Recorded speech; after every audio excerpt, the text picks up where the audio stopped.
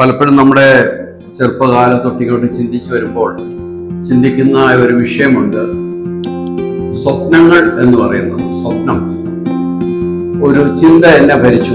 പറഞ്ഞ പോലെ നമുക്ക് ചെറുപ്പകാലത്ത് പല ചിന്തകളാണല്ലോ ഉള്ളത്. ഈ സ്വപ്നം ഉണ്ടാകുന്നതിനെ കുറിച്ചുള്ള ചിന്ത, ഈ സ്വപ്നങ്ങൾ കാണുമ്പോൾ പലപ്പോഴും നമ്മൾ ചിന്തിക്കാറുണ്ട്. ഒരു പ്രത്യേകതയാണത് സ്വപ്നം എന്ന് പറയുന്നത്. നമ്മുടെ ജീവിതത്തിൽ കണ്ടിട്ടില്ലാത്ത പല കാര്യങ്ങളാണ് സ്വപ്നത്തിൽ കാണുന്നത്. നമ്മുടെ ജീവിതത്തിൽ ചിന്തിക്കുക പോലും ചെയ്യാത്ത പല കാര്യങ്ങളും കാണുന്നത്. ചില ബ്യൂട്ടിഫുൾ ആയിട്ടുള്ള ചില ചിന്തകള്, ഭയാനകമായ ചിന്തകള്, അങ്ങനെ പലതരത്തിലുള്ള സ്വപ്നങ്ങൾ നമ്മുടെ ജീവിതത്തിൽ കടന്നു വന്നിട്ടുണ്ടാവും. ഒരു കുട്ടി ജനിക്കുന്ന നാൾ തൊട്ട് അവന് മരിക്കുന്ന നാൾ വരെ അവന്റെ ബുദ്ധിയിൽ അവൻ സ്വപ്നങ്ങൾ കണ്ടുകൊണ്ടിരിക്കും.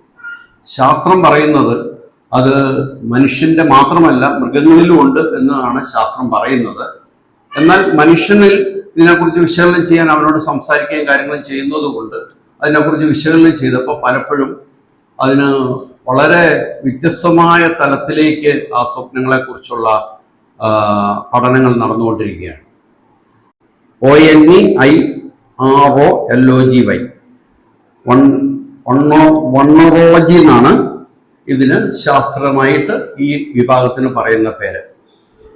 ഞാൻ ഇത് പറയാൻ കാര്യം, അങ്ങനെ 95-ൽ ഡ്രീംസ്, സ്വപ്നങ്ങൾ എന്നുള്ള ഒരു പരമ്പര ദൂരദർശന് വേണ്ടി എടുക്കാൻ വേണ്ടി ഞാനും അന്ന് പനമ്പളനാറിൽ ഉണ്ടായിരുന്ന ഒരു ഫെഡറൽ ബാങ്കിൽ ഒരു മാനേജർ ഉണ്ടായിരുന്നു. അദ്ദേഹത്തിന് ഇങ്ങനെയുള്ള കാര്യങ്ങളൊക്കെ താല്പര്യമായിരുന്നു.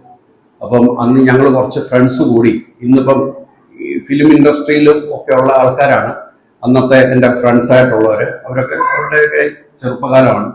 ഞങ്ങളെല്ലാം കൂടി പ്ലാൻ ചെയ്തു നമുക്കൊരു ഒരു സീരീസ് ഓഫ് സ്റ്റഡീസ് പോലെ അതിനെക്കുറിച്ചൊരു എപ്പിസോഡ്സ് ചെയ്യണം എന്ന് വിചാരിച്ച് ഞങ്ങൾ സ്ക്രിപ്റ്റൊക്കെ എഴുതി. ഞാൻ ഈ അടുത്ത കാലത്ത് ഇങ്ങനെ തപ്പി വന്നപ്പം അതിൻ്റെ ഒരു സ്ക്രിപ്റ്റ് ഇങ്ങനെ ഇരിക്കുന്നത് കാണുകയും ചെയ്തു. അപ്പോഴാണ് എനിക്ക് വീണ്ടും എൻ്റെ ഓർമ്മകൾ വീണ്ടും വന്നത് സ്വപ്നത്തെക്കുറിച്ച്. ഈ മനുഷ്യന് സ്വപ്നത്തിലേക്ക് വരുമ്പം പല ശാസ്ത്രീയ കണ്ടുപിടുത്തങ്ങൾക്കും കലാരൂപങ്ങൾക്കും വരെയും സ്വപ്നത്തിൽ നിന്നുണ്ടായിട്ടുണ്ട് ചില കണ്ടുപിടുത്തങ്ങൾ. അത് സ്വപ്നത്തിൽ കണ്ടിട്ട് അതിൽ നിന്ന് ഉൾക്കൊണ്ടിട്ടുള്ള കാര്യങ്ങൾ വരെ നടന്നിട്ടുണ്ട്. വെറുമൊരു നിഴൽക്കാഴ്ച എന്നതിലുപരി തലച്ചോറിന്റെ ആരോഗ്യപരമായ പ്രവർത്തനത്തിന് ആവശ്യമായ ഒരു ശാരീരിക മാനസിക പ്രക്രിയയാണ് സ്വപ്നം എന്നാണ് കണ്ടുപിടിക്കപ്പെട്ടിരിക്കുന്നത്. നമ്മളെ സംബന്ധിച്ച് പറഞ്ഞാൽ സ്വപ്നമില്ലാത്തൊരു ജീവിതവുമായിട്ട് നമുക്ക് ജീവിക്കാൻ പറ്റില്ല. അപ്പൊ നമ്മൾ കാണുന്ന സ്വപ്നവും അതുപോലെ തന്നെ നമ്മുടെ ജീവിതത്തിൽ നമ്മൾ ഉണ്ടാക്കുന്നതായ സ്വപ്നങ്ങളുണ്ട്. നമ്മുടെ ജീവിതത്തിൽ നമുക്ക് പല സ്വപ്നങ്ങളുണ്ട് അല്ലേ? ഒരു യൗവനക്കാരനായിട്ടുള്ള ഒരാളെ സംബന്ധിച്ച് പറഞ്ഞപ്പം അവരുടെ ജീവിതത്തിൽ ലോകത്തിൽ കാണുന്ന പല കാര്യങ്ങളെക്കുറിച്ച് കണ്ടിട്ട് അവരുടെ സ്വപ്നങ്ങൾ അവൻ ചിന്തിക്കാറുണ്ട്, സ്വപ്നങ്ങൾ നെയ്തെടുക്കാറുണ്ട്. ആ സ്വപ്നത്തിന് എത്രമാത്രം അതിന് പ്രാവർത്തികമാവും എന്ന് പറയാൻ പറ്റില്ല. എന്നാൽ നമുക്ക് ഒരു വിശ്വാസി എന്നുള്ള നിലയിൽ നമ്മുടെ ജീവിതത്തിലേക്ക് നമുക്ക് നോക്കുമ്പോൾ നമുക്ക് ബൈബിളിൽ സ്വപ്നത്തെക്കുറിച്ച് എന്താണ് പറയുന്നത്, അല്ല സ്വപ്നം ബൈബിളിൽ എങ്ങനെയാണ് അതിനെക്കുറിച്ച് പ്രതിപാദിക്കുന്നത്, അല്ല അതിന്റെ അനുഭവങ്ങൾ എന്താണെന്നുള്ളതൊന്ന് വിലയിരുത്താം എന്ന് ഞാൻ ചിന്തിച്ചു. അങ്ങനെ ഞാൻ അതിലേക്ക് കുറച്ച് കാര്യങ്ങൾ ചിന്തിക്കാനിടയായി. അപ്പൊ നമുക്കറിയാം, പഴയ നിയമത്തിലും പുതിയ നിയമത്തിലും ദൈവം സ്വപ്നത്തിൽ കൂടെ ഇടപെട്ടതായിട്ട് കാണുന്നുണ്ട്. ഇന്ന് ജനറലി അങ്ങനെ ഒരു കാര്യം കേൾക്കാറില്ല. സ്വപ്നം മനുഷ്യനുമായി ദൈവം ഇടപെട്ടിട്ട് അതിൽ കൂടെ പറയുന്നതായിട്ട് അങ്ങനെ കേൾക്കാറില്ലെങ്കിലും ശരിക്കും പറഞ്ഞാൽ പഴയ നിയമകാലത്തും എല്ലാവരോടും സ്വപ്നത്തിൽ കൂടെ അല്ല ദൈവം ഇടപെട്ടിരുന്നത്. നമുക്ക് അറിയാം, ചില വ്യക്തികളിൽ കൂടെ മാത്രമേ ദൈവം സ്വപ്നത്തിൽ അവരോട് ഇടപെട്ടിട്ടുള്ളൂ. പഴയ നിയമം വായിച്ചു വരുമ്പോൾ പ്രധാനപ്പെട്ട ചില നമ്മുടെ പിതാക്കന്മാര് അവരോട് ദൈവം സ്വപ്നത്തിൽ കൂടെ സംസാരിച്ചായിട്ട് കാണുന്നുണ്ട്. എന്നാൽ ആ കാലത്തുള്ള എല്ലാവരോടും സ്വപ്നത്തിലല്ല സംസാരിക്കുന്നത്. ഇപ്പൊ ഈ കാലത്തെക്കുറിച്ച് വിലയിരുത്തിയാലും ശാസ്ത്രവും പറയുന്നത് എന്താന്ന് ചോദിച്ചാൽ പലരുടെ അനുഭവങ്ങൾ സ്വപ്നത്തിൽ കൂടെ ചില വാർണിങ്സ് കിട്ടിയിട്ടുണ്ട്. ചിലർക്ക് ചില അപകടങ്ങൾ വരാൻ പോകുന്ന സ്വപ്നം കണ്ടിട്ട് അവരത് മാറിപ്പോയിട്ടുണ്ട്. ചിലര് സ്വപ്നത്തിൽ കണ്ടിട്ട് ഫ്ലൈറ്റിൽ യാത്ര ചെയ്യാതെ അവരുടെ യാത്ര മാറ്റി വെച്ചിട്ട് ആ ഫ്ലൈറ്റ് അപകടത്തിൽപ്പെട്ടിട്ട് അവർ രക്ഷപ്പെട്ടിട്ടുണ്ട്. അങ്ങനെ പല തരത്തിൽ സ്വപ്നത്തിൽ കൂടെ ഇടപെടുന്നുണ്ട്. ഇതിനെ ശാസ്ത്രം ജനറലായിട്ട് പറയുമ്പോൾ അവരതിനെ ദൈവികമായിട്ട് ചിന്തിക്കുന്നില്ലെങ്കിൽ പോലും ശരിക്കും പറഞ്ഞാൽ ഇതിന്റെ പുറകിൽ ദൈവത്തിന്റെ പ്രവർത്തനമുണ്ട്. കാര്യം ബൈബിളിൽ ദൈവം എങ്ങനെയാണ് ഇടപെട്ടതെന്ന് മനസ്സിലാക്കുമ്പോൾ നമുക്കറിയാം എല്ലാ കാര്യങ്ങളുടെയും പുറകിൽ ദൈവത്തിന്റെ ചിന്തയുണ്ട്, ദൈവത്തിന്റെ മനസ്സുണ്ട്, ദൈവത്തിന്റെ പ്ലാനുണ്ട്. നമുക്ക് ബൈബിളിലേക്ക് പോകുമ്പോൾ പഴയ നിയമത്തിലും പുതിയ നിയമത്തിലും നമുക്ക് സ്വപ്നവുമായിട്ട് റിലേറ്റഡ് ആയിട്ടുള്ള പല വ്യക്തികളെ കാണാൻ പറ്റുന്നുണ്ട്. അതിനകത്ത് ഏറ്റവും ഒന്നാമതായിട്ട് നമുക്ക് നോക്കാൻ പറ്റുന്ന യാക്കോബിനെ കുറിച്ചാണ്.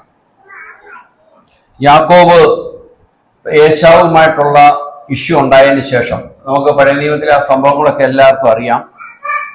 അവൻ ജ്യേഷ്ഠാവകാശം തട്ടിയെടുത്തു. അതിനുശേഷം അവന്റെ ആ ദേശം വിട്ട് പോകുമ്പോൾ ഇടയ്ക്ക് വെച്ച് അവൻ കിടന്നുറങ്ങുമ്പോൾ അവിടെ വെച്ച് സ്വപ്നം കണ്ടു.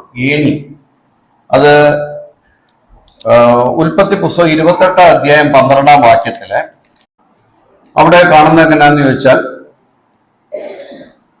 10 വാക്യം തൊട്ട്, എന്നാൽ യാക്കോബ് ബർഷേബയിൽ നിന്ന് പുറപ്പെട്ട് ഹാരാനിലേക്ക് പോയി. അവൻ ഒരു സ്ഥലത്ത് എത്തിയപ്പോൾ സൂര്യൻ അസ്തമിക്കൊണ്ട് അവിടെ പാർത്തു. അവൻ ആ സ്ഥലത്തെ കല്ലുകളിൽ ഒന്നെടുത്ത് തലയണിയായി വെച്ച് അവിടെ കിടന്നുറങ്ങി. അവൻ ഒരു സ്വപ്നം കണ്ടു. ഇതാ ഭൂമിയിൽ വെച്ചിരിക്കുന്ന ഒരു കോണി, അതിന്റെ തല സ്വർഗത്തോളവും എത്തിയിരിക്കുന്നു. ദൈവത്തിന്റെ ദൂതന്മാർ അതിൽ കൂടെ കയറി ഇറങ്ങുകയും ചെയ്യുമായിരുന്നു. അങ്ങനെ ഒരു സ്വപ്നം യാക്കോബ് കാണുവാനിടയായി. അതിന്റെ 22 വാക്യത്തിൽ കാണുന്നത്, ഞാൻ തൂണായി നിർത്തിയിരിക്കുന്ന ഈ കല്ല് ദൈവത്തിന്റെ ആലയം ആകും എന്ന് പറഞ്ഞാണ് യാക്കോബ് അവിടെ നിന്ന് പോകുന്നത്. അവൻ ആ സ്വപ്നം കണ്ട സ്ഥലത്ത് ഒരു കല്ല് വെച്ചിട്ട് ഇത് ദൈവത്തിന്റെ ആലയം, അതായത് സ്വർഗത്തിലേക്കുള്ള കവാടം, എൻട്രി ടു ഹെവൻ എന്നുള്ള നിലയിലാണ് പോയത്. ഇതിനെക്കുറിച്ച് ചരിത്രം പറയുന്നത് യാക്കോബ് ഈ കല്ലെടുത്ത് വെച്ച സ്ഥലത്ത് അതോടെ തന്നെയാണ് യെരുശലേം ദേവാലയം പണിയപ്പെട്ടെന്ന് പറയപ്പെടുന്നുണ്ട്. എനിക്ക് എൻ്റെ ശാസ്ത്രീയമായ കാര്യങ്ങളെ കുറിച്ചൊന്നും അറിയത്തില്ല, അങ്ങനെ കേട്ടിട്ടുണ്ട്. ഏതായാലും അത് ആ സ്വപ്നത്തിൽ കൂടിയാണ് അവിടെ ആദ്യം വെളിപ്പെടുത്തുന്നത് ആ സ്ഥലത്തെ കുറിച്ച്. അതിനുശേഷം നോക്കിക്കഴിഞ്ഞാൽ നമ്മൾ പിന്നെ കാണുന്നത് യോസഫിനെ കുറിച്ചാണ്. യോസഫ്, യാക്കോബിന്റെ മകനായ യോസഫ് തൻ്റെ ജീവിതത്തിൽ അറിയാമല്ലോ, ആ ചരിത്രം നമുക്കറിയാം. ഇളയ പുത്രനായിരുന്നു. അവനെ പൊട്ടക്കിണറ്റിൽ കൊണ്ടിട്ടു. പൊട്ടക്കിണറ്റിൽ നിന്ന് യാക്കോബിനെ നേരെ പോകുന്നത് മിസ്രൈമിലേക്കാണ്. മിസ്രൈമിൽ എത്തുന്ന യോസഫിന് അവിടെ വെച്ച് ദൈവം ഇടപെടുന്നത് വളരെ രസകരമായിട്ടാണ്. ആ ചരിത്രത്തെ കുറിച്ച് നമുക്ക് എല്ലാവർക്കും അറിയാം. ഒരു ഇഷ്യൂ ഉണ്ടായിട്ട് ഫറോ രാജാവിന്റെ അവിടുത്തെ കൊട്ടാരത്തിൽ ചെന്ന് വിടുന്നതും അവിടെ വെച്ച് 39 ഉൽപ്പത്തി പുസ്തകം 39 അധ്യായം അതിന്റെ 7 വാക്യം, അത് എന്താണെന്ന് ചോദിച്ചാൽ ഫറോന്റെ ഒരു ഉദ്യോഗസ്ഥനായി അഹമ്മദിക്കാരനായ പോത്തിഫർ എന്ന ഒരു മിസ്രൈമിനോട് വിലക്ക് വാങ്ങി. അങ്ങനെ പോത്തിഫറിന്റെ കൂടെ നിൽക്കുമ്പോൾ പോത്തിഫറിന്റെ ഭാര്യ അവനോട് താല്പര്യം തോന്നിയിട്ട് ഉള്ള കഥകൾ, ഇതൊക്കെ സംഭവങ്ങളൊക്കെ നമുക്ക് അറിയാവുന്നതാണ്. എന്തായാലും ആ 7 വാക്യത്തിൽ നാം കാണുന്നത് യോസഫ് കോമളനും മനോഹര രൂപിയുമായിരുന്നതുകൊണ്ട് യജമാന്റെ ഭാര്യ യോസഫിൽ കണ്ണു പതിച്ചു. അതിന്റെ 12 വാക്യത്തിൽ പറയുന്നു, എന്നോടുകൂടെ ശയിക്കുക എന്ന് പറഞ്ഞുകൊണ്ട് ആ സ്ത്രീ അവനെ ഉപദ്രവിക്കാൻ ശ്രമിക്കുകയും എന്നാൽ അവന്റെ വസ്ത്രം അവളുടെ കയ്യിൽ വിട്ടേച്ച് പുറത്തേക്ക് ഓടിക്കളയുന്ന ഒരു അവസ്ഥയുണ്ടായി. അതിനുശേഷം 19 വാക്യത്തിൽ പറയുന്നു, യജമാനൻ കേട്ടപ്പോൾ അവന് കോപം ജ്വലിച്ചു. യോസഫിന്റെ യജമാനൻ അവനെ പിടിച്ച് രാജാവിന്റെ ബദ്ധന്മാർ കിടക്കുന്ന കാരാഗ്രഹത്തിലാക്കി. ഇതൊക്കെ നമുക്കറിയാവുന്ന കാര്യങ്ങളാണ്. ഞാൻ അതിലേക്കല്ല പോകുന്നത്. അവിടെ സംഭവിക്കുന്ന കുറെ കാര്യങ്ങളെ കുറിച്ചാണ് ഞാൻ വിശകലനം ചെയ്യുന്നത്. അതായത് അങ്ങനെ ജയിലിലായ യോസേഫിനെ സംബന്ധിച്ച് പറഞ്ഞാൽ യോസേഫിന്റെ ജീവിതത്തിൽ അവൻ ചെയ്യാത്ത കുറ്റത്തിന്, ശരിക്കും പറഞ്ഞാൽ നന്മ, നമുക്ക് അതിന്റെ യഥാർത്ഥത്തിൽ വെളിയിൽ നിന്ന് നമ്മൾ കാണുമ്പോൾ നമുക്കറിയാം യോസഫ് നന്മ നിറഞ്ഞവനായിരുന്നു. അതുകൊണ്ടാണ് യോസഫ് അങ്ങനെയുള്ള കാര്യത്തിലേക്ക് കൈകടത്താഞ്ഞത്. അവന്റെ മാതാപിതാക്കന്മാർ ചെറുപ്പത്തിൽ അവൻ വളർത്തപ്പെട്ടപ്പോൾ അവനിൽ കൊടുത്ത ദൈവിക ചിന്തയാണ് അവനെ ആ കുറ്റം ചെയ്യാനായിട്ട് അതിൽ നിന്ന് പ്രേരണയിൽ ഉണ്ടായിരുന്നെങ്കിലും അതിൽ നിന്ന് അവൻ വേർപെട്ട് നിന്നത്. അതുകൊണ്ട് തന്നെ അവൻ അവിടെ ആ ഒരു കാര്യത്തിൽ ഇടപെടാതെ ശരിക്കും അവൻ ഒഴിഞ്ഞു മാറി. പക്ഷെ അതിൻ്റെ ശിക്ഷയായിട്ട് അവന് കാരാഗ്രഹമാണ് കിട്ടുന്നത്. പക്ഷെ ഈ കാരാഗ്രഹം നമ്മൾ ചിന്തിച്ചു കഴിഞ്ഞാൽ അവന്റെ ജീവിതത്തിൽ അവൻ വർഷങ്ങളോളം ആ കാരാഗ്രഹത്തിൽ കിടക്കുകയും അവിടെയുള്ള അപ്പക്കാരനും അതെ ഷെഫാണ് ഒരു കാരാഗ്രഹ അവന്റെ കൂടെ കിടക്കുന്ന ആള്. മറ്റേ ആളെന്ന് പറഞ്ഞാൽ പാനപാത്രവാഹകനായിരുന്നു. വീഞ്ഞൊക്കെ കൊടുക്കുന്നത്, രാജാവിന് വീഞ്ഞ് കൊടുക്കുന്ന ആളാണ്. നമുക്ക് ഈ കഥയിൽ വ്യക്തമായിട്ടറിയാം അവിടുത്തെ യോസെഫിന്റെ ജീവിതത്തിൽ നടക്കുന്ന കാര്യങ്ങൾ. എന്നാൽ യോസെഫിനെ സംബന്ധിച്ച് പറഞ്ഞാൽ യോസെഫ് ആ കാരാഗ്രഹത്തിൽ വളരെ നല്ലവനായി തന്നെയാണ് പിന്നത്തെ ദിവസങ്ങൾ കഴിച്ചുകൂട്ടുന്നത്. അങ്ങനെ കഴിച്ചുകൂട്ടുന്ന യോസെഫിനെ സംബന്ധിച്ച് പറഞ്ഞാൽ യോസെഫിന്റെ ദൈവത്തിന്റെ ഒരു പദ്ധതി അവിടെ നടപ്പാകുകയും ചെയ്യുന്നത്. കാരാഗ്രഹ പ്രമാണിമാര് അവര് അവിടെ അടച്ചിട്ടപ്പം അതിന്റെ 39-ാമത്തെ 16-ാമത്തെ വാക്യത്തിൽ അപ്പക്കാരുടെ പ്രമാണി സ്വപ്നം കണ്ടു. ഞാനും ഒരു സ്വപ്നത്തിൽ എൻ്റെ തലയിൽ വെളുത്ത അപ്പമുള്ള 3 കുട്ട കണ്ടു എന്ന് പറയുന്നുണ്ട്. അതിനെക്കുറിച്ച് സ്വപ്നത്തിന്റെ വ്യാഖ്യാനം പറയുന്ന യോസെഫിനെയാണ് അവിടെ നമുക്ക് കാണാൻ സാധിക്കുന്നത്. സ്വപ്നത്തിന്റെ വ്യാഖ്യാനം പറഞ്ഞപ്പോൾ ആ അപ്പക്കാരന്റെ ജീവിതത്തിൽ അവന് സംഭവിക്കാൻ പോകുന്നതിനെ കുറിച്ചൊരു മുന്നറിവാണ് അവിടെ കൊടുക്കുന്നത്. ആ മുന്നറിവിൽ കൂടെ അവന് എന്തു പറ്റി? അവന് മരണത്തിലേക്ക്, അതായത് അവനെ ഫറവോൻ ശിക്ഷിക്കാൻ പോകുന്നു എന്നുള്ള ആ ഒരു നിലപാടിലേക്കാണ് അത് വരുന്നത്. അതേപോലെ തന്നെ പാനപാത്രവാഹകൻ 21-ാമത്തെ വാക്യത്തിൽ പറയുന്നു, അവിടെ പാനപാത്രവാഹകന് ഈ ശിക്ഷ കിട്ടാതെ 3 ദിവസം കഴിയുമ്പോൾ അവനെ ഫറവോൻ വീണ്ടും എടുക്കും എന്നും പറയുന്നുണ്ട്. ഈ 2 സംഭവങ്ങളാണ് അവിടെ കാണുന്നത്. ഒരേ സമയം രണ്ട് വ്യക്തികൾ സ്വപ്നം കാണുകയാണ് ചെയ്യുന്നത്. ഇത് നമ്മുടെ ബൈബിളിലേക്ക് നോക്കിക്കഴിഞ്ഞാൽ ഒരു പ്രത്യേകമായ ഒരു അവസ്ഥയാണ് അവിടെ കാണുന്നത്. ഈ സ്വപ്നത്തിൽ കൂടെ ഒരു വ്യക്തിയോട് ദൈവം ഇടപെടുന്നത്. അത് നമ്മൾ ചിന്തിക്കുമ്പോൾ അവിടെ ഒരാൾക്ക് മരണവും ഒരാൾക്ക് ജീവനും ലഭിക്കുകയാണ് ചെയ്യുന്നത്. അപ്പക്കാരനെ സംബന്ധിച്ച് അവൻ തൂക്കിലേറ്റപ്പെടുകയും പാനപാത്രവാഹകനെ അവനെ വീണ്ടും രാജാവിന്റെ പാനപാത്രവാഹകനായി തന്നെ അവിടേക്ക് അപ്പോയിന്റ് ചെയ്യുകയും ചെയ്യുന്ന ഒരു അവസ്ഥയാണ് അവിടെ കാണുന്നത്. ഇതിന് കാരണമായത് ശരിക്കും പറഞ്ഞാൽ ഈ സ്വപ്നം കൊണ്ടല്ല, പക്ഷെ സ്വപ്നത്തിന്റെ വ്യാഖ്യാനം അവിടെ യോസെഫ് പറഞ്ഞു എന്നതുകൊണ്ട് അവർക്കത് മുന്നറിവ് കിട്ടിയെന്ന് മാത്രമേ ഉള്ളൂ. അതുകൊണ്ട് അവിടെ വേറൊന്നും സംഭവിക്കുന്നില്ല. എന്നാൽ യോസെഫ് ഒരു കാര്യം പറഞ്ഞു, നിങ്ങൾ ഈ സ്വപ്നത്തിൽ ഞാൻ പറഞ്ഞ കാര്യങ്ങൾ വെച്ചിട്ട് നിങ്ങളുടെ ജീവിതത്തിൽ സംഭവിക്കുമ്പോൾ നിങ്ങൾ എന്നെയും കൂടി ഓർക്കണം എന്ന് പറഞ്ഞു. പക്ഷെ നമുക്കറിയാം അതിന്റെ പിന്നത്തെ സംഭവം എന്നാന്ന് ചോദിച്ചാൽ അപ്പക്കാരനെ തൂക്കിക്കൊല്ലുകയും പാനപാത്രവാഹകനെ രാജാവിന്റെ സന്നിധിയിലേക്ക് കൊണ്ടുപോവുകയും ചെയ്യുന്നു. പാനപാത്രവാഹൻ 2 വർഷത്തോളം ഈ കാര്യം ഓർത്തുപോലുമില്ല. നമ്മുടെ ജീവിതത്തിൽ നമുക്കറിയാം, നമുക്ക് വേണ്ടി വേറൊരാള് നമുക്ക് സഹായം ചെയ്യുമ്പോൾ നമ്മൾ ഓർക്കും, നമ്മൾ ഇത്ര ഉപകാരമൊക്കെ ചെയ്തല്ലോ, അങ്ങനെ ഒരു സാഹചര്യത്തിൽ ഞാൻ അവനെ സഹായിച്ചു, അല്ലെ ആ സ്വപ്നത്തിന് വ്യാഖ്യാനം ഞാൻ പറഞ്ഞു കൊടുത്തു. പക്ഷെ അവനത് ഓർത്തുമില്ല. അവൻ രാജാവിന്റെ സന്നിധിയിൽ ചെന്ന് പാനപാത്രവാഹകനായി അവൻ വീണ്ടും കാര്യങ്ങൾ ചെയ്തുകൊണ്ടിരിക്കെ ശരിക്കും അതിന് ഒരു റെസ്പോൺസ് അവൻ ചെന്ന് പറഞ്ഞിട്ട് റെക്കമെൻഡ് ചെയ്തിട്ട് എന്നെ ഈ കാരാഗ്രഹത്തിൽ നിന്ന് ഇറക്കും എന്നായിരുന്നു യോസെഫ് ചിന്തിച്ചത്. പിന്നീട് നമ്മൾ കാണുന്നത് 2 വർഷക്കാലം അവിടെ ഒന്നും സംഭവിക്കുന്നില്ല. യാക്കോബ് എവിടെ കിടക്കുന്നേ? അതേ കാരാഗ്രഹത്തിൽ കിടക്കുകയാണ്. ആ 2 വർഷക്കാലം ഒന്ന് ആലോചിച്ച് നോക്കണം.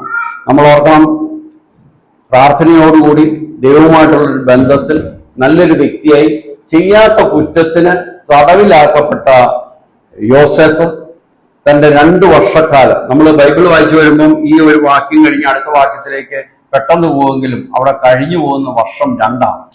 2 വർഷം കഴിഞ്ഞപ്പോഴാണ് പെട്ടെന്ന് രാജാവ് ഒരു സ്വപ്നം കാണും. വീണ്ടും സ്വപ്നം, അടുത്ത ദൈവത്തിന്റെ ഇടപെടൽ അവിടെയാണ് വരുന്നത്. ആ സ്വപ്നത്തിന്റെ അർത്ഥം പറയുവാൻ രാജാവ് ആഗ്രഹിച്ചു. അങ്ങനെ രാജാവ് അതിനെക്കുറിച്ചുള്ള ചിന്തകളാൽ വലഞ്ഞ് ഇങ്ങനെ ഇരിക്കുമ്പോഴാണ് ഈ പാനപാത്രവാഹകൻ പറയുന്നത്, ഈ അർത്ഥം പറയാൻ ആരെ കൊണ്ട് സാധിക്കുന്നില്ല. രാജാവ് സ്വപ്നം കണ്ടു, അതിനെക്കുറിച്ച് പറയാനായിട്ട് ആർക്കും പറ്റുന്നുമില്ല. അങ്ങനെ നമ്മളിവിടെ കാണുന്നത് 41 വാക്യം, ജെനിസിസ് 41 അതിന്റെ 8 വാക്യത്തിൽ, പ്രഭാതകാലത്ത് അവൻ വ്യാകുലപ്പെട്ടു ഇസ്രായേലിലെ മന്ത്രവാദികളെ ജ്ഞാനികളെ എല്ലാം ആളയച്ചു വരുത്തി അവരോട് തന്റെ സ്വപ്നം പറഞ്ഞു, എന്നാൽ വ്യാഖ്യാനിപ്പാൻ ആർക്കും കഴിഞ്ഞില്ല. നമ്മൾ ഇവിടെ ചിന്തിക്കേണ്ട ഒരു കാര്യം, നമ്മൾ കുറച്ചുകൂടെ ഓപ്പണായിട്ട് നമ്മൾ ആ സിറ്റുവേഷനെ കുറിച്ച് ചിന്തിച്ചാൽ, ഈ പാനപാത്ര പ്രമാണി 2 വർഷം മുമ്പ് ഫറവോനോട് ഈ കാര്യം പറഞ്ഞു, അദ്ദേഹം ഇങ്ങനെ എൻ്റെ സ്വപ്നത്തിൽ നിന്ന് പറഞ്ഞു, കാര്യങ്ങളൊക്കെ പറഞ്ഞു, എനിക്ക് വിടുതൽ കിട്ടി, മറ്റേ ആളിനെ ശിക്ഷിച്ചു, അതുകൊണ്ട് അവന് നല്ലവനാണ്, അവൻ നല്ലൊരു വ്യക്തിയാണെന്ന് പറഞ്ഞിരുന്നെങ്കിൽ യോസേഫിന് ജയിലിൽ നിന്ന് വിമോചനം ലഭിച്ചു എന്ന് വിചാരിക്കുക, എന്തായിരിക്കും സംഭവിക്കാൻ പോണത്? യോസഫ് എവിടുത്തുകാരനാണ്? യോസഫിനെ പിടിച്ചുകൊണ്ട് വന്നത് കനാൻ ദേശത്തു നിന്നാണ്. ഇത് മിസ്രൈമാണ്. ഈ മിസ്രൈമും കനാൻ ദേശവും തമ്മിലാണ്ട് 250 കിലോമീറ്റർ ദൂരമുണ്ട്. സ്വാഭാവികമായും അന്യദേശത്ത് നിന്ന് ഇവിടെ ജയിലിൽ പാർത്തിരിക്കുന്ന ഒരു വ്യക്തി അന്ന് എന്താ ചെയ്യാൻ പോണത്?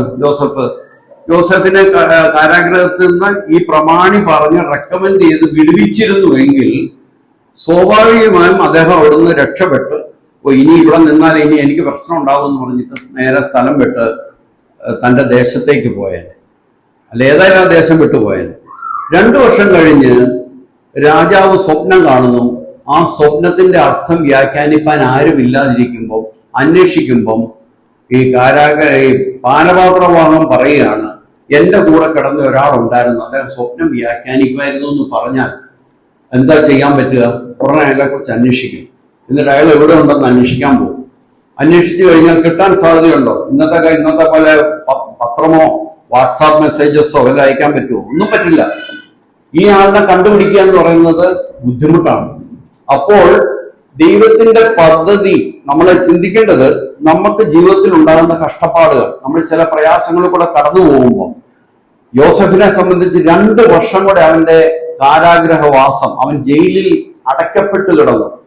ആ അടയ്ക്കപ്പെട്ട് കിടന്ന യോസഫ് 2 വർഷക്കാലവും ചിന്തിച്ചുകൊണ്ടിരുന്നത്, അവൻ ദൈവത്തോട് പ്രാർത്ഥിച്ചുകൊണ്ടിരുന്നതും, ഞാൻ ഇത്രയും നല്ല പ്രവൃത്തികൾ ചെയ്തിട്ടും എനിക്ക് എന്തുകൊണ്ട് ഈ കാരാഗ്രഹവാസം, എന്റെ കൂടെ ഉണ്ടായിരുന്നവർ രക്ഷപ്പെട്ടു, എനിക്ക് മാത്രം എന്തുകൊണ്ട് ഇത് ലഭിച്ചു എന്നുള്ള ചിന്തയിൽ അവൻ വളരെ വിഷമിച്ചിരിക്കുന്ന ഒരു കാലമായിരിക്കാം. നമ്മളാ യോസഫിന്റെ ആ മാനസികമായ അവസ്ഥയിലേക്ക് നമ്മൾ ചിന്തിച്ചാൽ, ആ 2 വർഷക്കാലം ശരിക്കും പറഞ്ഞാൽ യോസഫിന്റെ ജീവിതത്തിൽ കടന്നുപോയത് വളരെ വിഷമത്തോടെ ആയിരിക്കും. കാര്യം അവൻ പറഞ്ഞിരിക്കുന്ന മറ്റവന് പോയി വെളിയിൽ സുഖമായിട്ട് ജീവിക്കുകയും, അല്ലെങ്കിൽ അവന് ഇതിൽ ദൈവികമായ ഒരു ഇടപെടൽ അവനോട് ഉണ്ടാകുന്നില്ല എന്നുള്ളൊരു ചിന്ത അവനെ വളരെ വിഷമിപ്പിക്കുന്ന ഒരു അവസ്ഥയുണ്ട്. ഈ ഒരു അവസ്ഥയിലാണ് ഈ സ്വപ്നം കാണുകയും ഈ സ്വപ്നത്തിന്റെ വ്യാഖ്യാനം പറയാൻ വേണ്ടി ഒരാളിനെ അന്വേഷിക്കുകയും ചെയ്യുമ്പോഴാണ് ഫറവോൻ കോപിച്ചു. നമ്മൾ അതിന്റെ 10-ാമത്തെ വാക്യം, 41-ാം അധ്യായത്തിന്റെ 10-ാമത്തെ വാക്യത്തിൽ കാണുന്നത്, ഫറവോൻ കോപിച്ചു. ഇത് അർത്ഥം പറയാൻ ആരുമില്ല എന്നുള്ളതായിരുന്നു. അപ്പോഴാണ് അദ്ദേഹം പറയുന്നത്, സ്വപ്നം ഓരോരുത്തരും കണ്ടു. അവിടെ അകമ്പടി നായകന്റെ ദാസനായ ഒരു എബ്രായ യവനക്കാരൻ ഞങ്ങളോട് ഉണ്ടായിരുന്നു, അവൻ ഞങ്ങളോട് അറിയിച്ചാറ് അവൻ സ്വപ്നങ്ങളെ വ്യാഖ്യാനിച്ചു തന്നു എന്നുള്ള അറിയിപ്പ് പാനപാത്രവാഹകൻ ഫറവോനോട് പറയുകയും ഫറവോൻ അന്നേരം തന്നെ അവനെ വിളിച്ചു വരുത്തുന്നു. 16-ാമത്തെ വാക്യത്തിൽ അതിന് യോസഫ് ഫറവോനോട്, ഞാനല്ല ദൈവം തന്നെ ഫറവോന് ശുഭകരമായ ഉത്തരം നൽകും എന്ന് പറഞ്ഞു. അവിടെയും നമ്മൾ യോസെഫിന്റെ ക്യാരക്ടർ നോക്കണം. 2 വർഷക്കാലം ജയിലിൽ കിടന്ന ആ യോസെഫ് പറയുന്ന വാക്ക് ഇങ്ങനെയാണ്, ഞാനല്ല ദൈവം തന്നെ ഫറവോന് ഉത്തരം തരട്ടെ എന്ന് പറയും. അപ്പൊ ആ സ്വപ്നത്തിന്റെ വ്യാഖ്യാനത്തിനായിട്ട് യോസെഫിനെ വിളിക്കുമ്പോൾ നമ്മൾ ആ യോസെഫിന്റെ ക്യാരക്ടർ നമ്മൾ മനസ്സിലാക്കണം.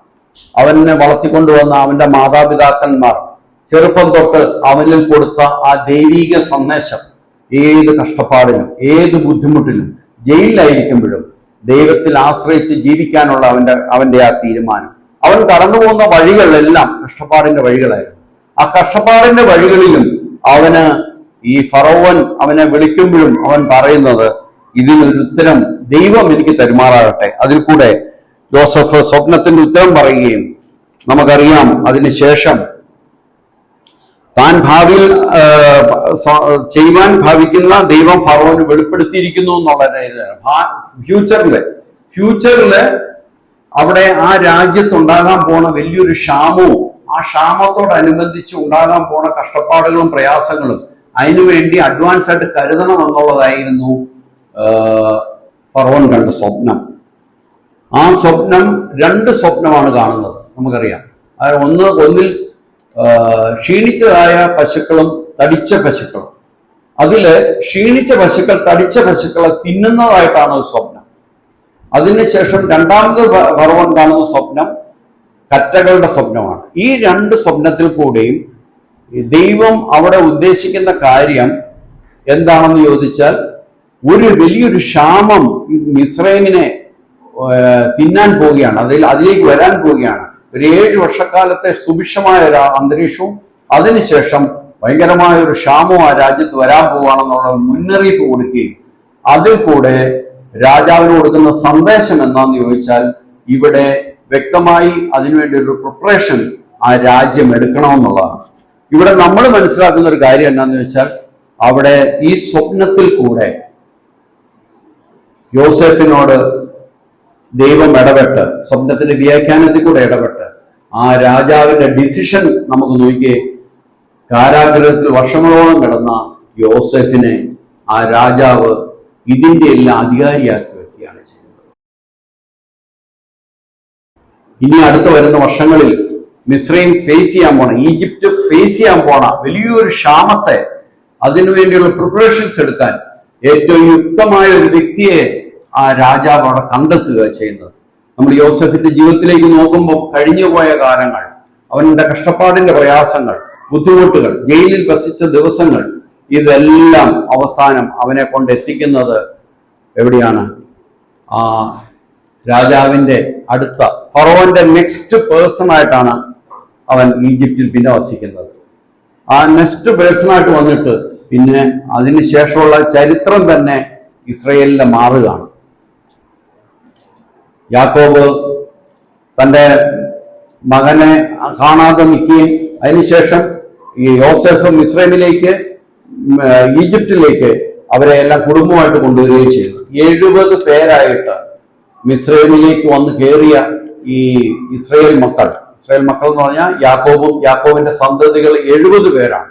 70 പേര് ലക്ഷക്കണക്കിന് ജനങ്ങളായി 400 വർഷത്തിന് ശേഷം മിസ്രൈമിൽ നിന്നും ഇസ്രയേലിലേക്ക് തിരികെ വരികയും അങ്ങനെ കനാൻ ദേശത്തേക്ക് അവർ വരുന്ന പ്രയാണവും കാര്യങ്ങളും, ഈ ചരിത്രം മുഴുവൻ ദൈവം തന്റെ മുൻ ദൃഷ്ടിയാൽ ഇത് കണ്ടിട്ട് ഇത് മിസ്രൈമിൽ വെച്ച് യോസേഫിനുണ്ടായ ആ കാരാഗ്രഹ അനുഭവവും സ്വപ്നത്തിൽ കൂടെയുള്ള വെളിപാടും അവിടെ കാണുവാനായിട്ട് ഇടയാവുന്നുണ്ട്. ഞാൻ പറഞ്ഞു വന്ന കാര്യം, സ്വപ്നം അത് ദൈവം അവിടെ ഇടപെടുന്ന കാര്യങ്ങളാണ്. അതിനുശേഷം നമ്മൾ നോക്കിക്കഴിഞ്ഞാൽ നമ്മൾ ശലോമോന്റെ ജീവിതത്തിലേക്ക് നോക്കുമ്പോൾ ശലോമോന് ഗിബെയോനിൽ വെച്ച് സ്വപ്നത്തിൽ ദൈവം ഇടപെടുന്നതായിട്ട് കാണുന്നുണ്ട്. അതെന്താന്ന് ചോദിച്ചാൽ, ഞാൻ ഈ സ്വപ്നത്തെക്കുറിച്ച് പറയുന്നതുകൊണ്ടാണ് ഞാൻ ആ ഒരു വിഷയത്തിലേക്ക് കടന്ന് ഞാൻ ജസ്റ്റ് ഒന്ന് പോട്ടെ. ശലോമോൻ രാജാധികാരം ഏറ്റെടുത്തു കഴിഞ്ഞപ്പോൾ ശലോമോന് കൺഫ്യൂഷനായി. എനിക്ക് ഈ രാജ്യത്ത് ഭരിക്കുവാൻ, ഈ ജനങ്ങളെ ഭരിക്കാനുള്ള അറിവ് എനിക്കില്ല എന്നുള്ളത് വെച്ചിട്ട് ദൈവത്തോട് പ്രാർത്ഥിക്കുമ്പോൾ ദൈവം പറയുന്നത് നിനക്ക് എന്ത് വേണം എന്നുള്ള ഒരു ചോദ്യം സ്വപ്നത്തിൽ കൂടെ ചോദിക്കുകയും, അപ്പോൾ ഫസ്റ്റ് കിങ് ചാപ്റ്റർ 3 1 രാജാക്കന്മാർ 3-ാം അധ്യായം അതിന്റെ 5 തൊട്ട്. ഗിബിയോനിൽ വെച്ച് യഹോവ രാത്രിയിൽ ശലോമോന് സ്വപ്നത്തിൽ പ്രത്യക്ഷനായി.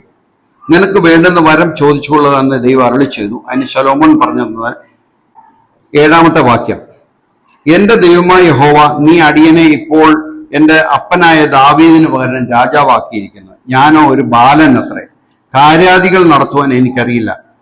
നീ തിരഞ്ഞെടുത്തതും പെരുപ്പം നിമിത്തവും എണ്ണവും കണക്കും ഇല്ലാത്തതുമായി വലിയൊരു മഹാജാതിയെ നിന്റെ ജനത്തിന്റെ മധ്യേ അടിയനിരിക്കുന്നു.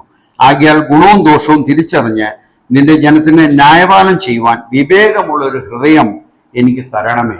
അങ്ങനെ ആ സ്വപ്നത്തിൽ കൂടെയാണ് ദാവീദിന്റെ മകനായ ശലോമോൻ ദാവീദിന് ശേഷം ആ രാജാധികാരം ഏറ്റെടുത്തപ്പോൾ പറയുന്നതാണ്, എനിക്ക് ഈ ജനത്തെ നയിക്കുവാനുള്ള ഒരു പരിജ്ഞാനം, വിവേകമുള്ള ഒരു ഹൃദയം തരണമെന്ന് പറഞ്ഞു. 11-ാമത്തെ വാക്യത്തിൽ കർത്താവിന് ഇവൻ ചോദിച്ചത് പ്രസാദമായി, അങ്ങനെ നീ ദീർഘായുസ്സോ സമ്പത്തോ ശത്രു സംഹാരമോ ഒന്നും അപേക്ഷിക്കാതെ ന്യായപാലനത്തിന് വിവേകം എന്ന കാര്യം മാത്രം അപേക്ഷിച്ചുകൊണ്ട് ഞാൻ നിന്റെ അപേക്ഷ പ്രകാരം ചെയ്തിരിക്കുന്നു. ജ്ഞാനവും വിവേകമുള്ള ഒരു ഹൃദയം ഞാൻ നിനക്ക് നൽകിയിരിക്കുന്നു. നമുക്കറിയാം, ലോക ചരിത്രത്തിൽ ഇന്നും അറിയപ്പെടുന്ന the wisest man in the world എന്ന് പറയുന്നത് സോളമൻ, ദി കിങ് സോളമനാണ്.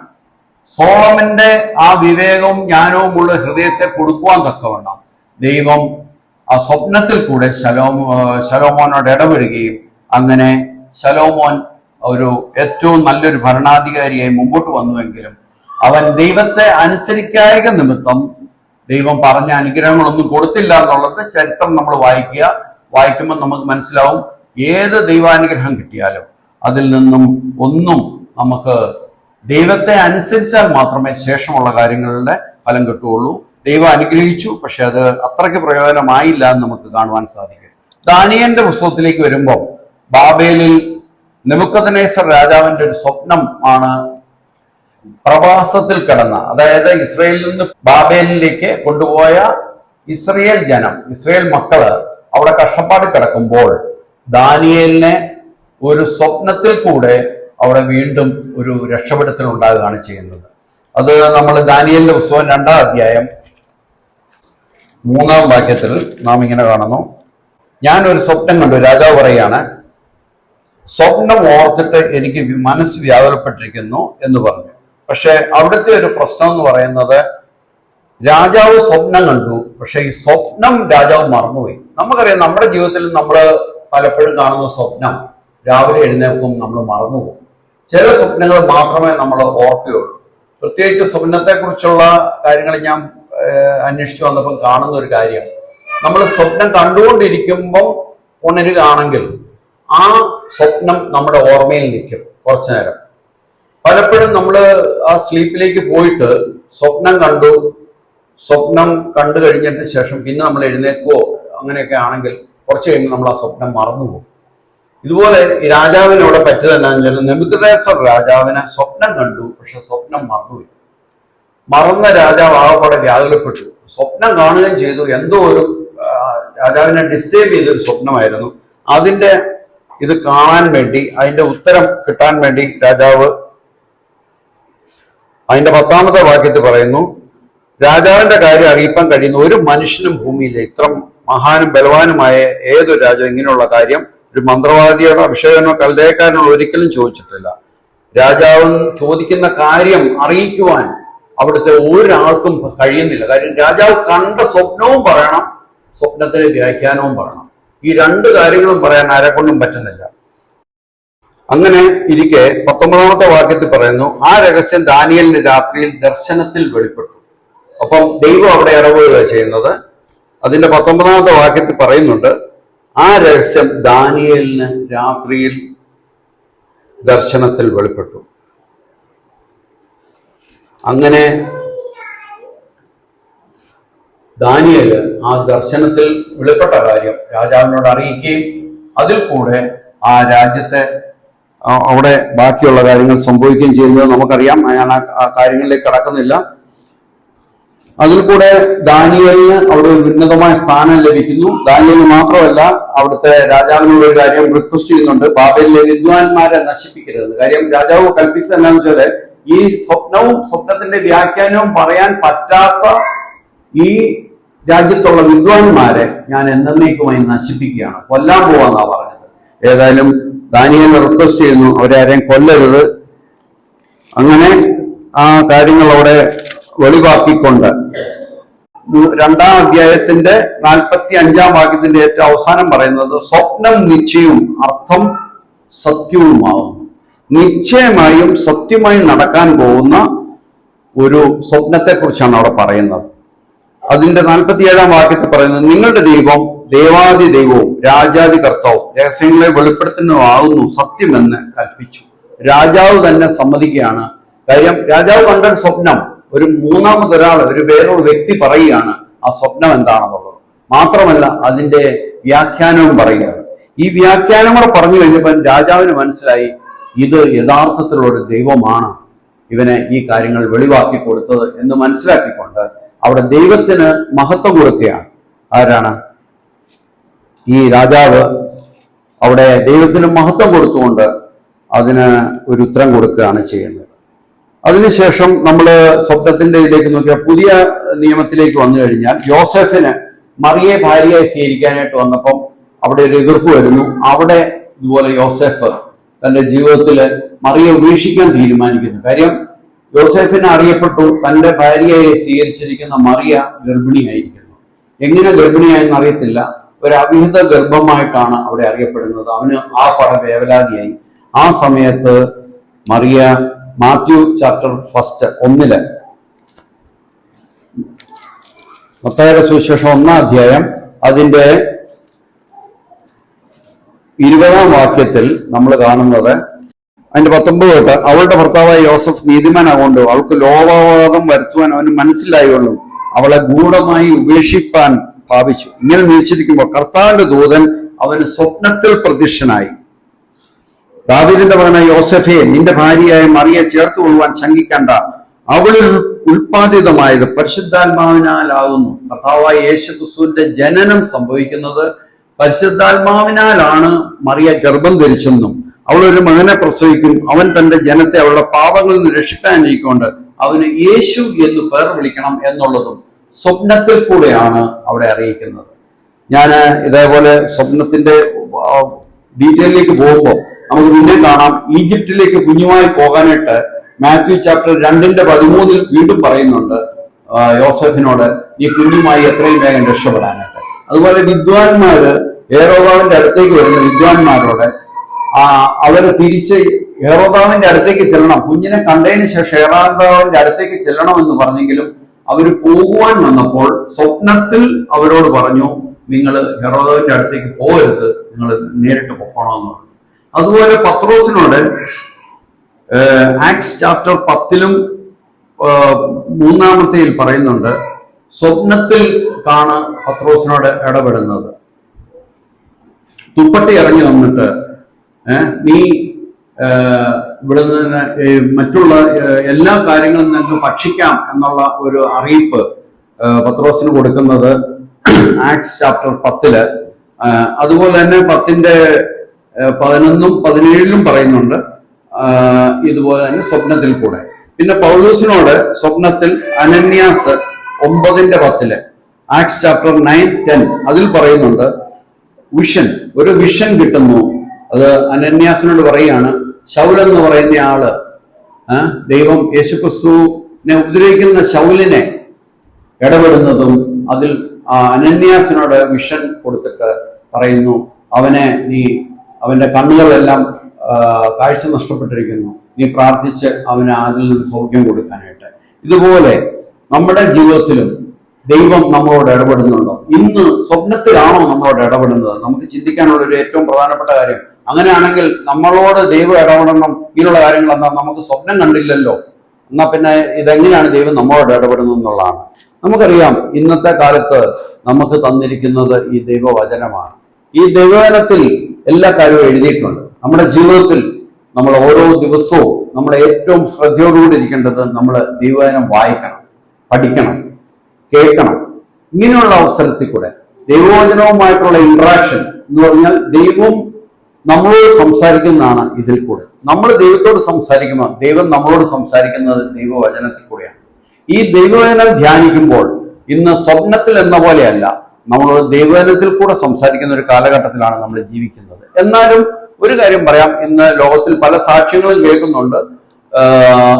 പാകിസ്ഥാനിലെ ദൈവം എന്റെ പിതാവായപ്പോൾ എന്ന് പറഞ്ഞൊരു ബുക്ക് ഇവിടെ പ്രചാരമാണ്. OM ബുക്സിലൊക്കെ കിട്ടും. അതായത് പാകിസ്ഥാന്റെ ഉൾപ്രദേശങ്ങളിൽ യേശുക്രിസ്തുവിനെ കുറിച്ച് അറിയാതെ ജീവിച്ച ഒരു അത്യാവശ്യം ധനാഢ്യനായ ഒരു വ്യക്തിയുടെ ഭാര്യ. അവര് മറ്റു മതങ്ങളുടെ വിശ്വാസത്തിലായിരുന്നു. അപ്പൊ അവരുടെ ജീവിതത്തിൽ എപ്പോഴും ചിന്തിക്കും, ആ ദൈവം അവർ കാണുന്ന ആ ബുക്കിൽ കാണുന്ന ദൈവത്തെ അല്ല അവർക്ക് തിരിച്ചറിയാൻ പറ്റുന്നില്ല. അത് ദൈവമായിട്ട് അവർക്ക് അംഗീകരിക്കാൻ പറ്റാതെ വന്നപ്പോൾ അവരവരുടെ പ്രാർത്ഥനയിൽ കൂടെ പ്രാർത്ഥിച്ചു, ദൈവം നീ എന്നോട് ഇടപെടണമേ, എനിക്ക് യഥാർത്ഥത്തിലുള്ള ദൈവത്തെ കാണിച്ചു തരണമേ എന്നുള്ള പ്രാർത്ഥന അവർ പ്രാർത്ഥിച്ചുകൊണ്ടിരുന്നു.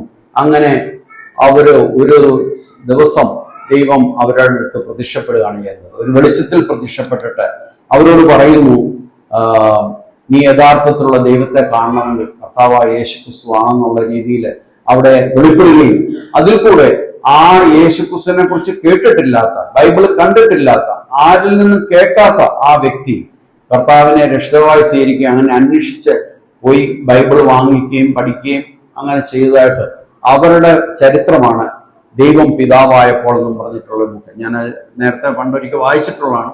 അതുപോലെ തന്നെ നമ്മൾ അന്വേഷിച്ചു കഴിഞ്ഞാൽ ഇന്നും ഇറാനില് അതേപോലെ കഷ്ടപ്പാട് നടക്കുന്ന ടോർച്ചറിങ് നടക്കുന്ന പല സ്ഥലങ്ങളിലും ദൈവത്തിന്റെ ഡയറക്റ്റ് പ്രവർത്തനങ്ങൾ നടക്കുന്നതായിട്ട് കേൾക്കുന്നുണ്ട്. നമ്മളെ സംബന്ധിച്ച് പറഞ്ഞാൽ ഒരു വിശ്വാസിയായിരിക്കുന്ന നമുക്ക് ബൈബിൾ നമ്മുടെ കയ്യിൽ തന്നിട്ടുണ്ട്, ദൈവവചനം നമ്മുടെ കയ്യിൽ തന്നിട്ടുണ്ട്. ഇതുമായിട്ട് നമ്മൾ ഇന്ററാക്ട് ചെയ്യുമ്പോൾ ദൈവം നമ്മളോട് സംസാരിക്കുകയും അങ്ങനെ മറ്റേ പിതാക്കന്മാരോട് സ്വപ്നത്തിൽ സംസാരിച്ചു എന്ന് പറയുന്ന പോലെ നമ്മളോടും ദൈവം ഇതേപോലെ വചനത്തിൽ കൂടെ സംസാരിക്കുകയും നമ്മുടെ ജീവിതത്തില് കർത്താവുമായിട്ടുള്ള ഒരു ബന്ധത്തിൽ നമുക്ക് യോസഫിന്റെ ചരിത്രം എടുത്തപ്പോൾ നമ്മൾ കണ്ടതുപോലെ 2 വർഷക്കാലത്തെ കാരാഗ്രഹവാസം, അതിനു മുമ്പ് 11 വർഷക്കാലമുണ്ട്. 11-ന് ശേഷമാണ് രക്ഷപ്പെടാനുള്ള ഒരു പഴുത് അവിടെ ഉണ്ടാക്കി എനിക്ക് വേണ്ടി റെക്കമെൻഡ് ചെയ്യാൻ ഒരാളെ കണ്ടെത്തിയിട്ട് പോലും 2 വർഷം കൂടെ ആ കാലാവധി നീട്ടിക്കിട്ടിയ കാരാഗ്രഹവാസം നീട്ടിക്കിട്ടി.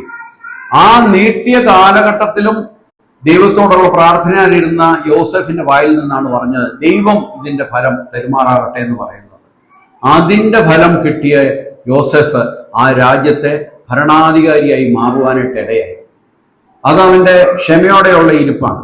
ആ സ്വപ്നത്തിൽ കൂടെ അത് വെളിപ്പെടുത്തിയതിനെ കുറിച്ച് നമ്മൾ ചിന്തിക്കുമ്പോൾ ദൈവം നമ്മുടെ ജീവിതത്തിലും എങ്ങനെ ഇടപെടുന്നു നമ്മൾ മനസ്സിലാക്കി നമ്മുടെ ജീവിതത്തെ കർത്താവുമായിട്ടുള്ള ബന്ധത്തിൽ ചിട്ടപ്പെടുത്തുവാൻ നമ്മുടെ ജീവിതം ആകണം. ഞാൻ ഈ സ്വപ്നത്തെ കുറിച്ച് ചിന്തിച്ചപ്പോൾ എൻ്റെ ജീവിതത്തിൽ ഞാൻ ബൈബിളിലേക്ക് തിരിഞ്ഞു നോക്കിയപ്പോൾ നമുക്ക് എല്ലാത്തിനും ഉത്തരം നമുക്ക് ബൈബിളിലുണ്ട്. അത് ബൈബിളിൽ കൂടെ ഈ സ്വപ്നങ്ങൾക്ക് വ്യാഖ്യാനം കൊടുത്ത് ദൈവം അതിനെ ഏത് തരത്തിൽ അതിനെ ആത്മീയമായിട്ട് ഏറ്റവും ഫലമുളവാകുന്ന തരത്തിലുണ്ടായോ അതേപോലെ നമ്മുടെ ജീവിതത്തിലും ഈ ദൈവവചനവുമായിട്ടുള്ള ബന്ധത്തിൽ നമുക്ക് കൂടുതൽ സമയം നമ്മൾ ചെലവഴിച്ച് നമുക്ക് നല്ല ജീവിതം നയിക്കുവാൻ, നമ്മുടെ ജീവിതത്തിന്റെ പ്രയാസങ്ങൾ, ബുദ്ധിമുട്ടുകൾ, അവസ്ഥകൾ കടന്നു പോകുമ്പോൾ ക്ഷമയോടെ, പ്രാർത്ഥനയോടെ, ഇതിനകത്ത് വേണ്ട 2 കാര്യങ്ങൾ, പ്രാർത്ഥിക്കണം, അതുപോലെ വെയിറ്റ് ചെയ്യണം, ക്ഷമയോടെ ഇരിക്കണം. ഈ 2 കാര്യങ്ങൾ കടന്നു പോകുമ്പോഴാണ് നമുക്ക് നമ്മുടെ ജീവിതത്തിൽ ഫലവത്താകുന്നത്. ദൈവത്തിന്റെ ആ ഉദ്ദേശം നമ്മുടെ ജീവിതത്തിൽ നിറവേറ്റുവാൻ ഇതുമൂലം സഹായിക്കും. അതിന് ദൈവം ഇടയാക്കട്ടെ. നമുക്ക് പ്രാർത്ഥിക്കാം, ദൈവം വായിക്കാം. ദൈവം നമ്മളെല്ലാം അനുഗ്രഹിക്കട്ടെ.